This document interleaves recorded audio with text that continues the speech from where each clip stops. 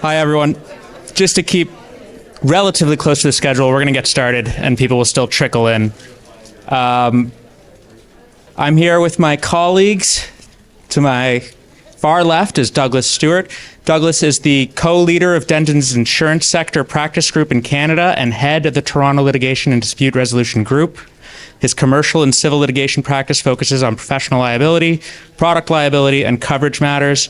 Douglas has significant experience defending claims against accountants, lawyers, and D&Os, and advising on and defending insurers in coverage claims, including large multinational coverage disputes.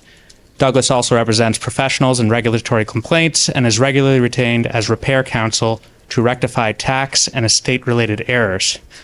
Thanks for joining us, Douglas. Deepshika Dutt, in the middle, is a partner in our Toronto office with a focus on professional liability, class actions, and insurance-related matters, primarily dealing with D&O and E&O liability. Deepshika represents clients in various financial and commercial disputes and has experience in advising clients on coverage matters, including matters relating to CGL coverage, environmental coverage, D&O coverage involving multi-jurisdictional and multi-entity insurance policies. And because we're short for time, I have to cut their intros off there. My name is Will Sampson-Dole. Very talented. Yeah. My name is Will Sampson-Dole. I'm a senior associate in the litigation group. I primarily work with Deep and Doug, so all the things that applied to them to some extent apply to me as well, just not the expertise. But my practice focuses on matters relating to insurance, including advising on coverage issues for CGL, E&O, and D&O policies, handling coverage disputes, and representing insurers and insureds in a wide variety of litigation matters. Our topic, the point of why you're all here, is the hot topics and trending cases in insurance. And let's begin. Some of the topics that we'll address are, we're going to start with common coverage issues that impact claims. Some of these are pretty basic. At any point, if you have questions, comments, anything like that, there is an access to a microphone that'll be roaming around. You just put your hand up, and it'll come find you. We really encourage discussion, commentary, questions, anything like that. The focus is on what's new in the past year, but of course, the question can cover anything. Common coverage issues that impact claims: who is your insured, navigating corporate structures, additional insureds and contractual relationships, allocation of defense costs and indemnity, relief from forfeiture versus notice provisions in a policy, and the latest insurance trends, ESG, cyber trends, things like that. So Deepshika, please start us off with who is your insured. So the goal is to try to, we sat down and thought about the common issues that we get and questions that we get, both on the coverage side and otherwise, and that can impact sort of underwriters, coverage, claims, and that's how we sort of thought of some of these topics. So who is your insured seems like a simple question, which should be apparent from the deck page of your policy, but more often than not, that becomes one of the key issues when we're dealing with coverage. Especially a couple of areas where that becomes very complicated is when you're dealing with large organizations with a complex corporate structure, and nobody has thought about whether one entity is actually a subsidiary or a parent of the other entity at the time you're underwriting, because at that time, everybody is in the push to just close the file. And then when you're actually deciding whether the claim is covered by the policy, who is your insured in that circumstance becomes extremely tricky. I have one situation right now where the shareholder structure of that corporation is made up of 80 different shareholder agreements, which obviously nobody read at the time of underwriting. The shareholder agreements are split in a way that was not contemplated by the policy at all. And so we're basically dealing with the issue of whether even the entity that has been sued is an insured or not. And everybody, obviously the insured believes that they had coverage for all their entities. The insurer reading the policy believes that's not the case. So that such simple things like that can become flashpoints when you're dealing with coverage issues arising from an actual claim versus when you're underwriting a policy at an early stage. Another area where that becomes an issue is the situation of additional insureds.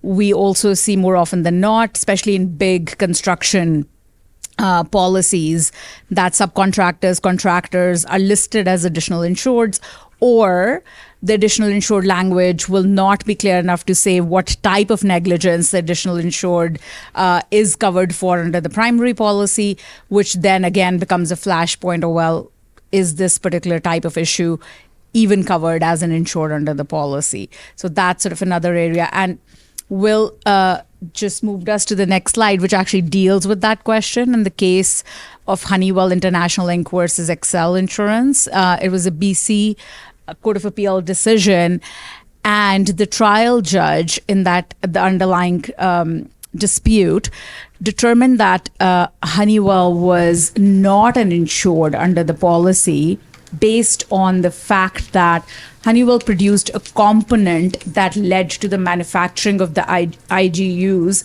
in the construction project.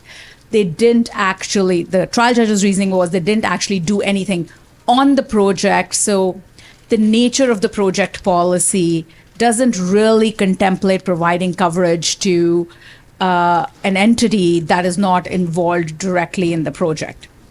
The Court of Appeal disagreed with the trial judge because they said, at least some good news for insurers, that the Court of Appeal said the policy should be read in the four corners with a plain reading of the policy and the wording.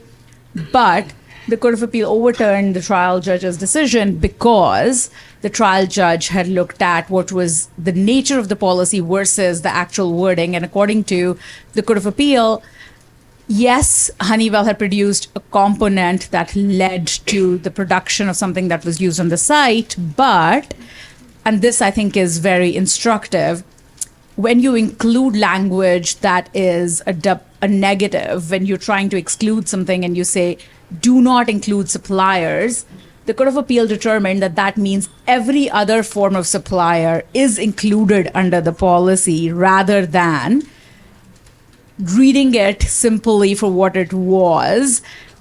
If you're not one of those things, then you're not part of the policy.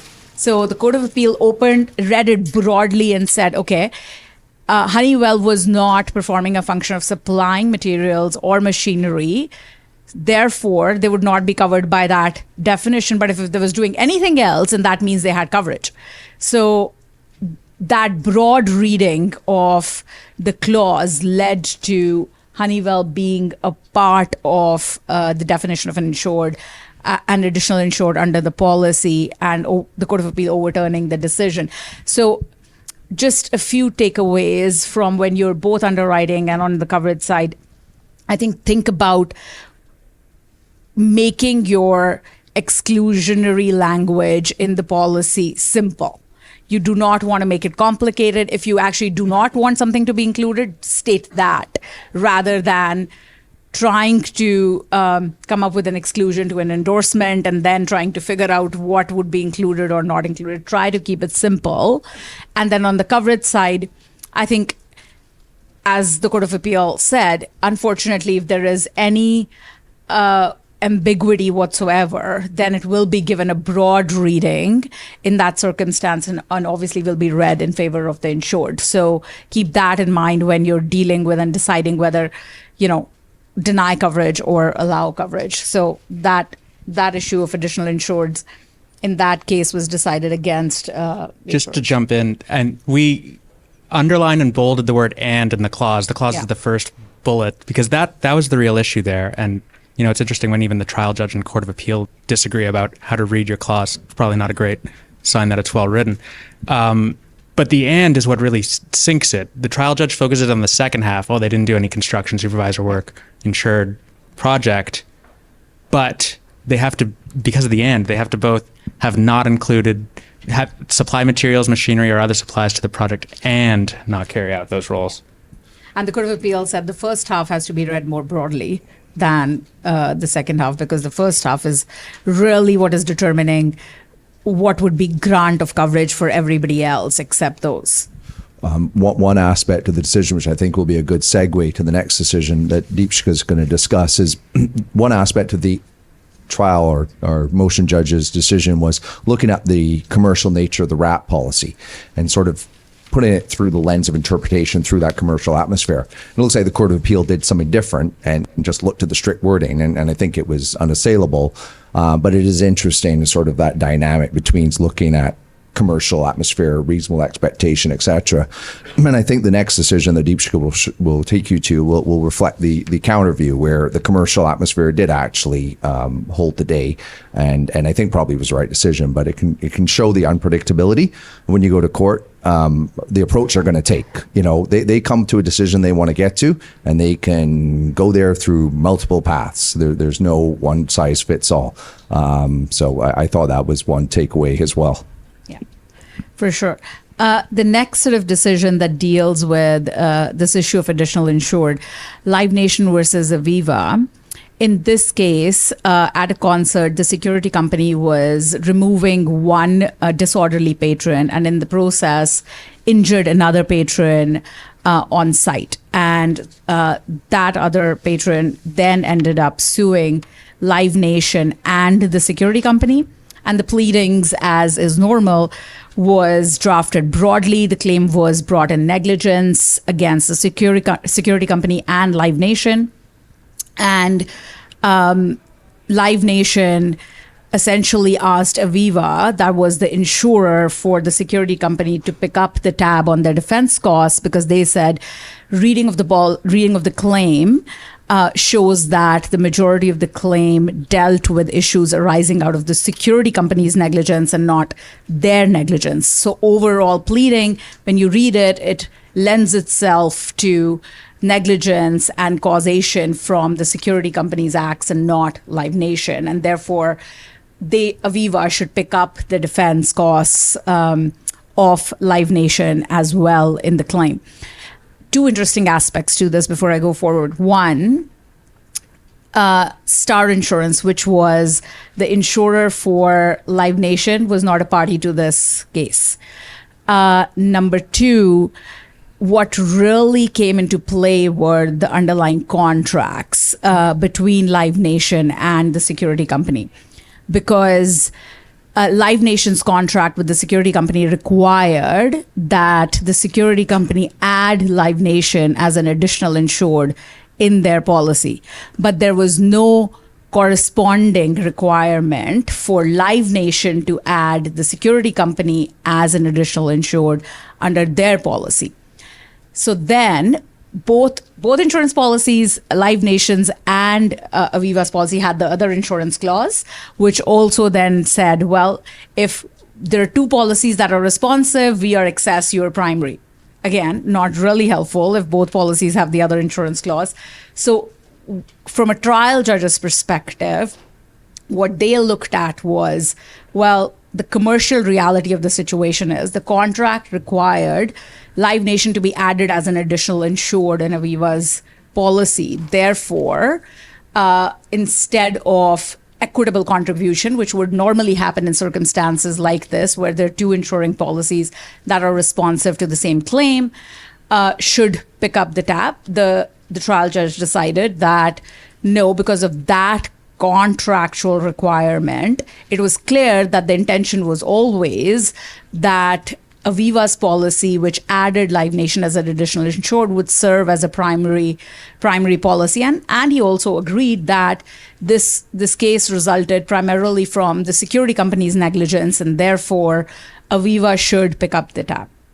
Now, the Court of Appeal then overturned it partly and partly didn't. The Court of Appeal said, no, you have to read the pleading broadly. Much like every pleading, there are negligence allegations that are against Live Nation, and there are negligence allegations that are against the security company. So no, this isn't a case that solely arises from the negligence of the security company. There are allegations involving both. But what they didn't overturn was that Aviva should pick up the tab because of primarily two reasons. One, Star Insurance was not a party to this litigation, so they said, well, that equitable contribution principle only applies vis-a-vis to insurers.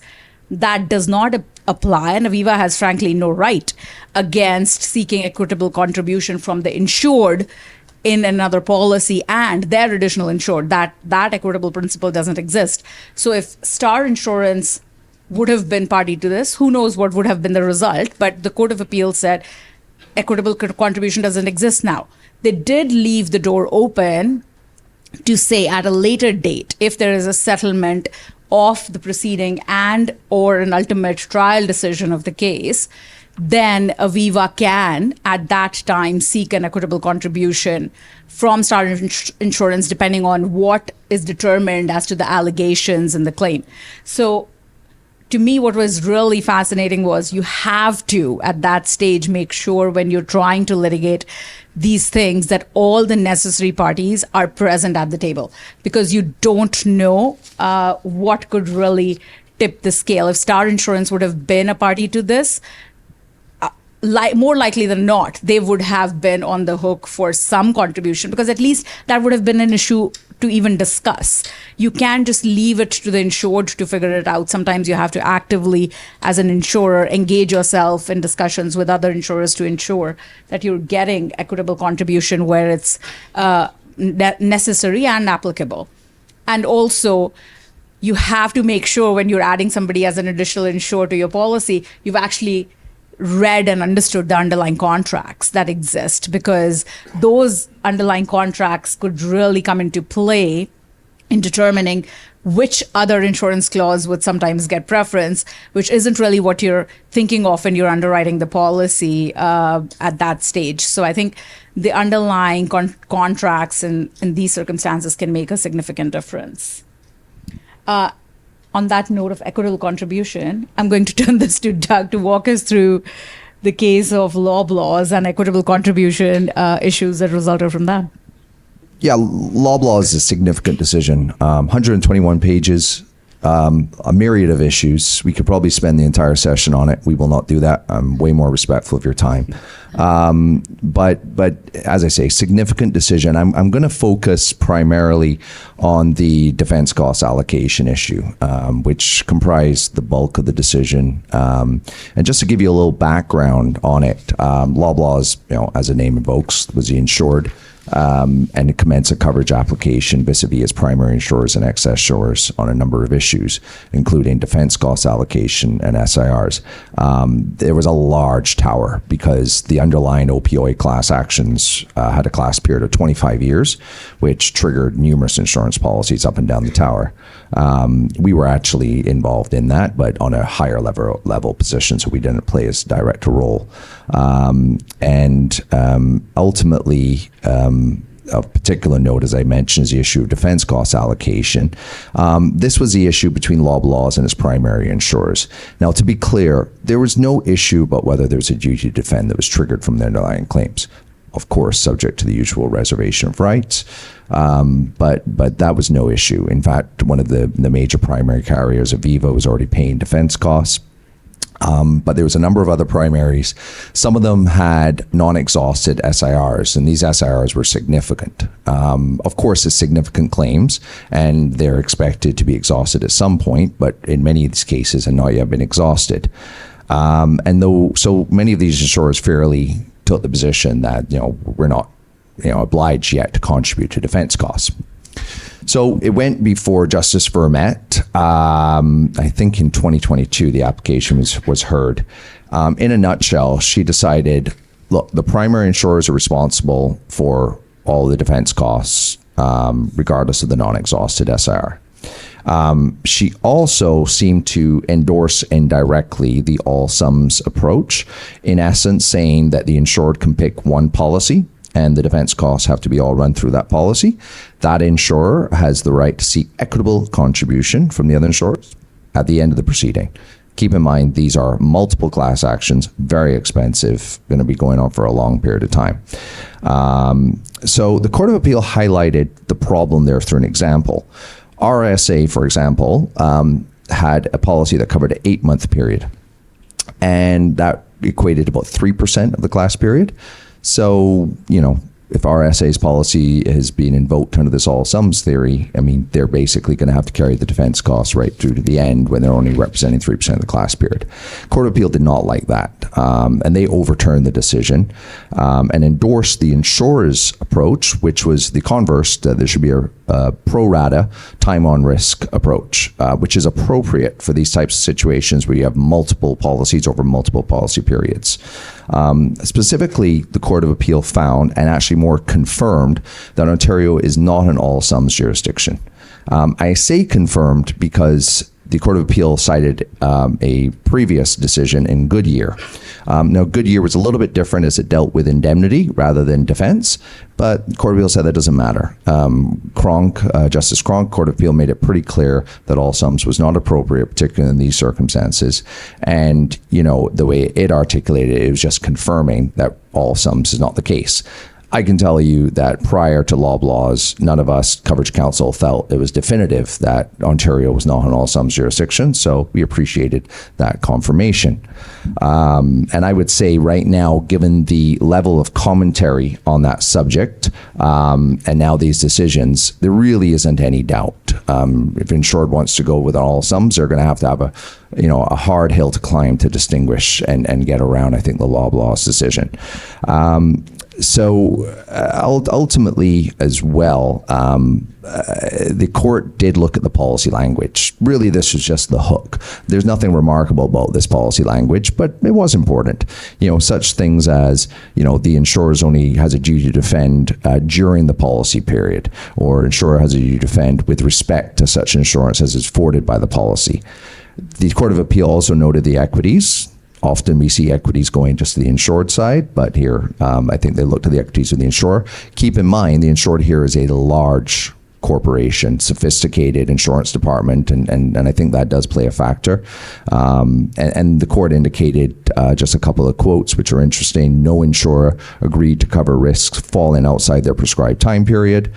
The application judge's disposition placed a disproportionate, unreasonable burden on the selected insurers. All these seem pretty practical, fair, and common sense, but obviously it was a Court of Appeal that had to say this, so it just shows the unpredictability of what can occur when you go in the arena.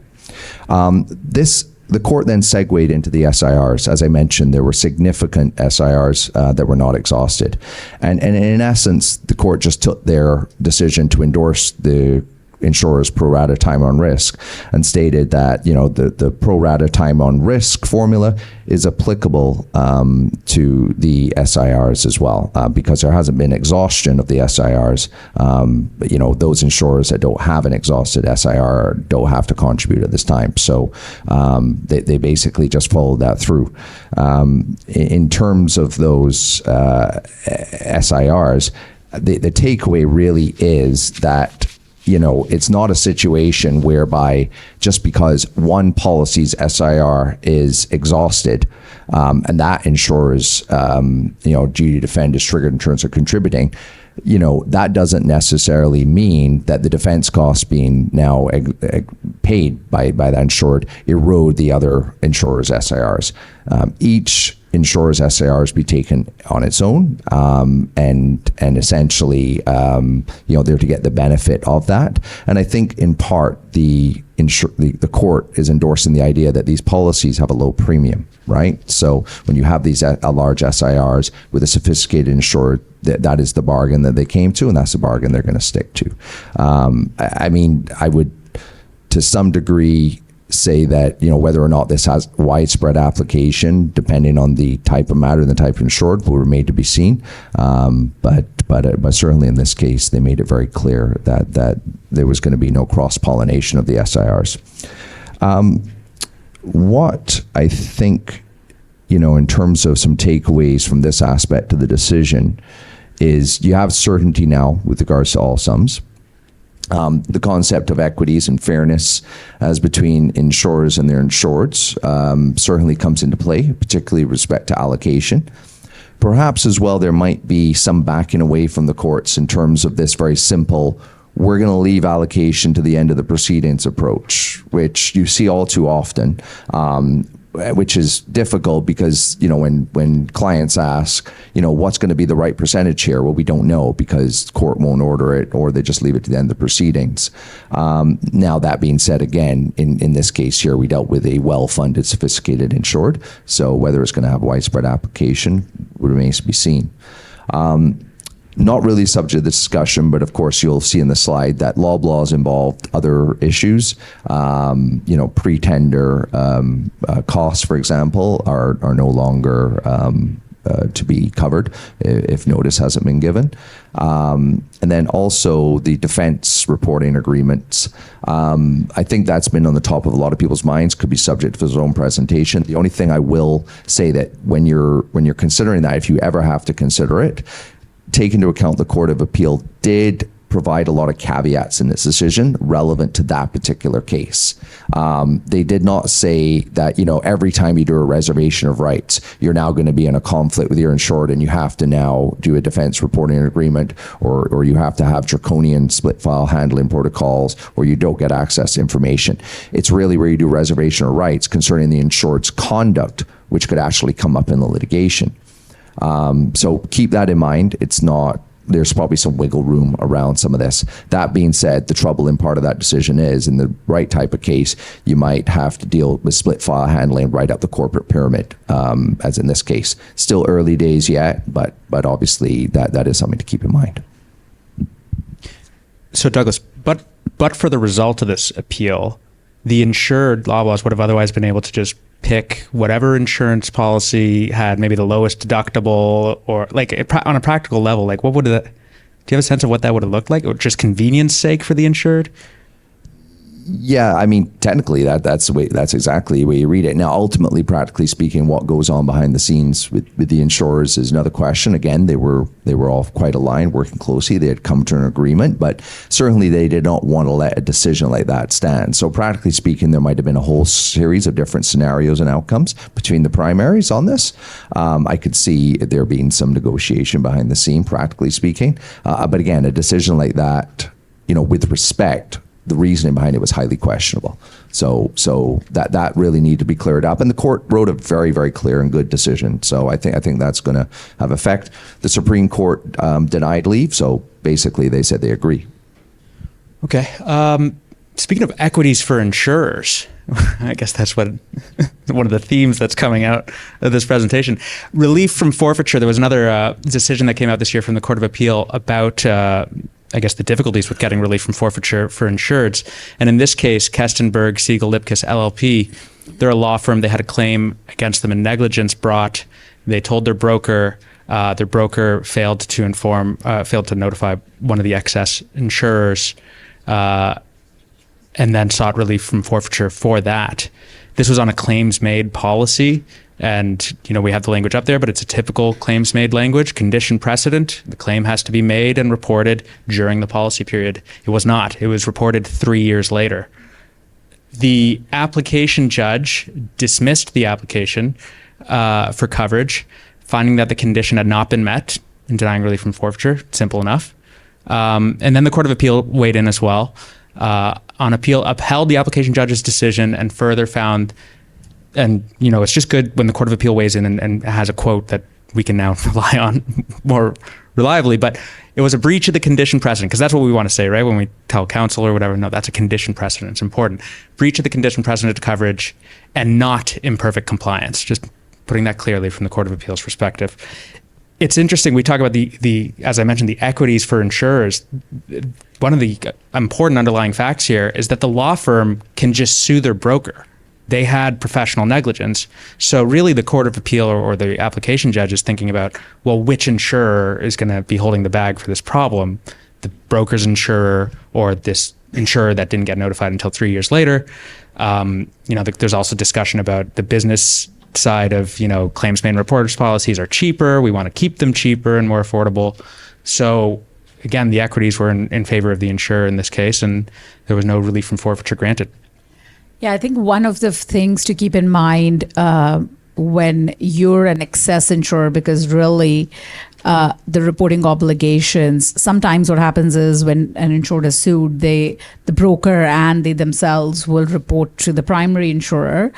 thinking most of the policies are follow form policies, and so the primary knows and everybody up the tower sort of knows about the claim. That is not the case. This was a second excess insurer who was not notified. The primary was notified in time.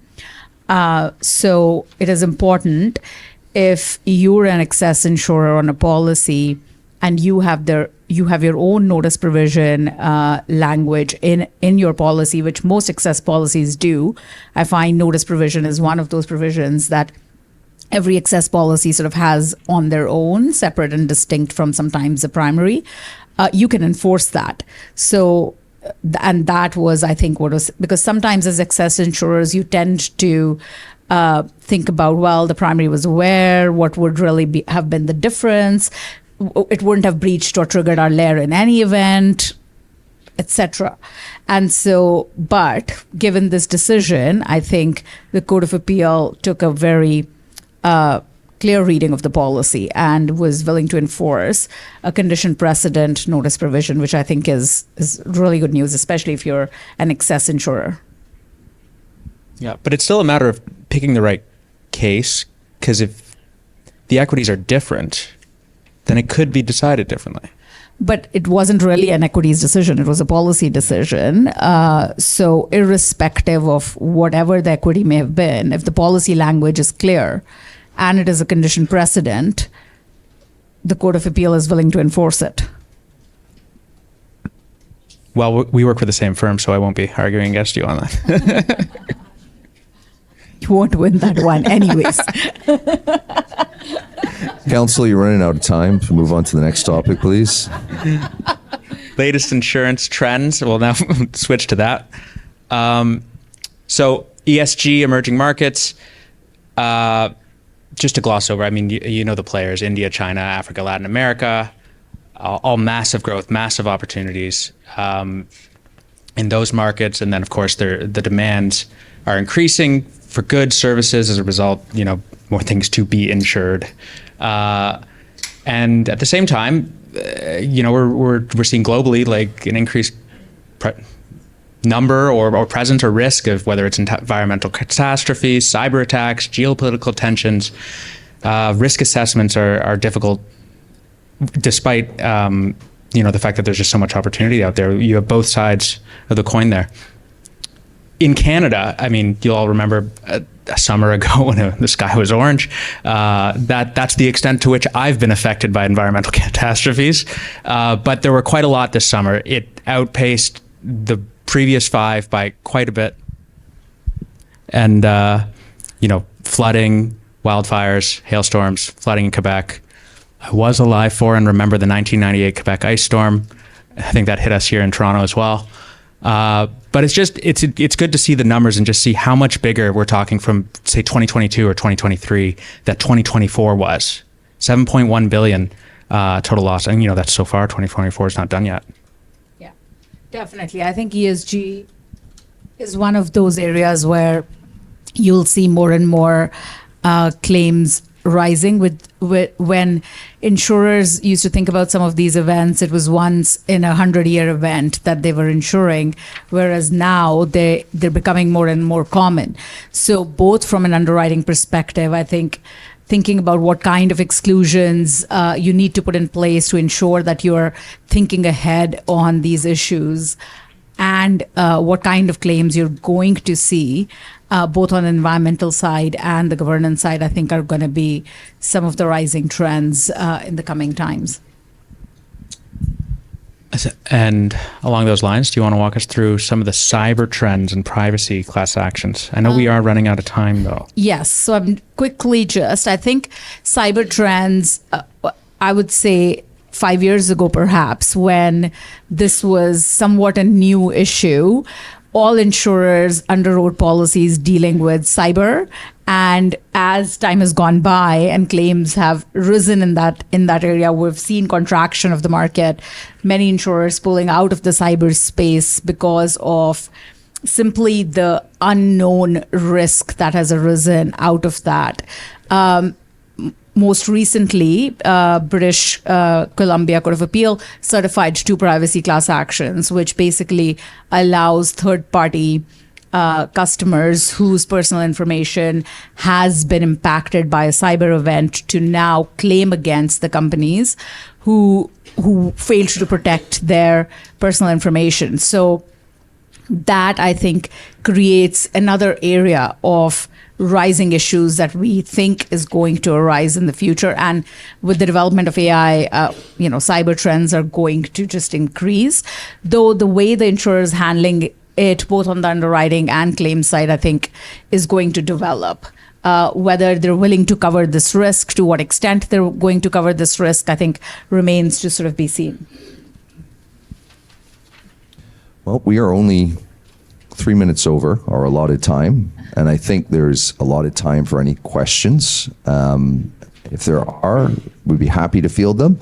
And if you think of questions later, we will also be around and happy to field them in a more informal session with a beverage.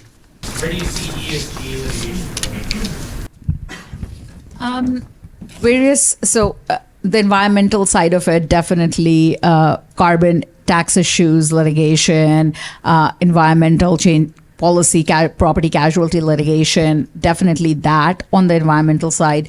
The governance side, I think, is becoming more and more uncertain, I would say. Board of directors I feel like a DNO policy, I was saying to somebody today, that it's used as this basket policy sometimes for everything. When somebody is sued, a DNO policy is triggered. So I think as some of these cultural, social, environmental issues come to light and take more center stage on a corporate level, board of directors face more and more scrutiny as to what kind of due diligence they're doing on their end when they're setting policies for an organization, whether it is what carbon footprint an organization should have, or whether it is what kind of discrimination policies they should have. So all these issues, I think, sometimes find their way to a DNO policy, and board of directors are at least on an allegation stage or are on the front lines of some of it. So the upheaval in governance, I think, and what their responsibilities, I think, is going to continue to create more DNO litigation. I think those two areas I see definitely as some of the ESG trends in the future. Okay, well, thank you. We're getting the signal to end it. So thank you, everyone. There's a 10-minute break. Maybe it's going to be less than that because we went along. But just remember to sign in the sheet just to make sure that you get accreditation for attending the event. Thanks for your patience. Thank you, Douglas and Deep. Thank you.